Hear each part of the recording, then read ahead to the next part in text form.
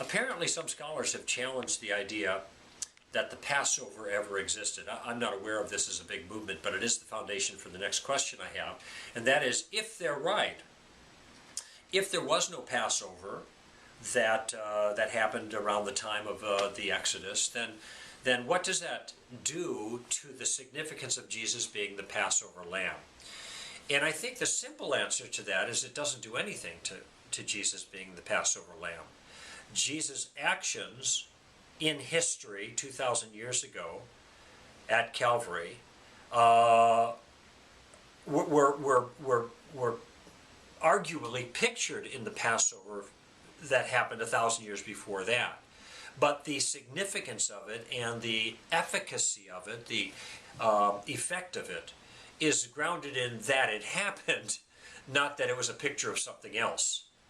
Now, I think the fact that the Passover happened, if it did happen, I think it did, but that it happened, then prepares, in a sense, the Jews mentally for this act of Jesus the Messiah.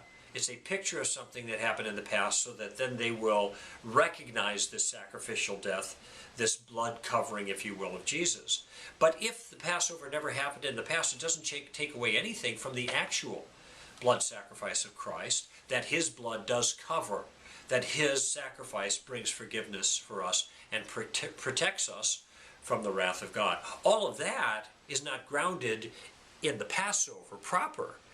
It's all grounded in the act itself of Jesus dying on the cross and what he accomplished there. If he did that, then his blood covers us from the avenging angel, which is the wrath of God, regardless of whether there was a historical Passover during the time of the Exodus.